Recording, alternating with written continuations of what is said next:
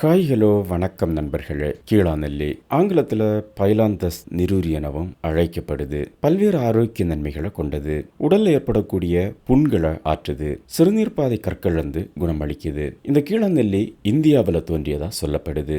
இது வெப்பமண்டல கடலோர பகுதிகளை பூர்வீகமாக கொண்டது. மூலிகை மருத்துவத்தில் இது தொடர்ந்து பல்லாண்டுகளா பயன்படுத்தப்பட்டு வருது. இது ஏறத்தாழ அரை மீட்டர் வரைக்கும் வளரக்கூடியது.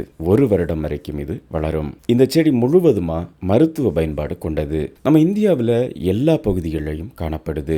இதோட இலையின் அடிக்காம்புல வரிசையா காய்கள் இருப்பதால கீழ்காய் நெல்லி என இதை பெயரிட்டு அழைத்து வந்தாங்க. பேச்சு வழக்கில் இது கீழாநெல்லி, கீழ்வாய் நெல்லி, கீட்கா நெல்லி எனவும் அழைக்கப்படுது. ஆதி காலத்திலிருந்தே தமிழர் மருத்துவத்துல மஞ்சள் காமாலை நோய்க்கு இந்த மூலிகையை பயன்படுத்தி வந்திருக்காங்க.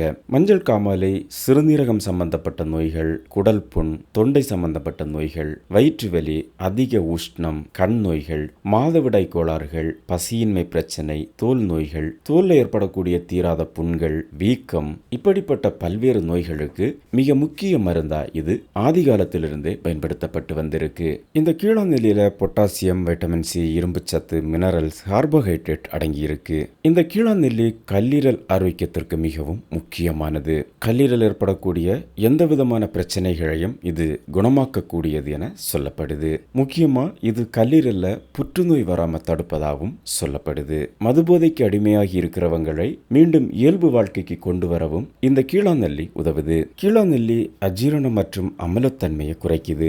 இது செரிமானத்தை மேம்படுத்த உதவுது. உடல்ல அதிகரிக்கக்கூடிய சர்க்கரை அளவை சமநிலைப்படுத்துது. வளர்சிதை மாற்றத்தை மேம்படுத்த உதவுது. இரத்தத்தில் இருக்கக்கூடிய அதிக சர்க்கரை அளவை கட்டுப்படுத்தி உடலை ஆரோக்கியப்படுத்த உதவுது.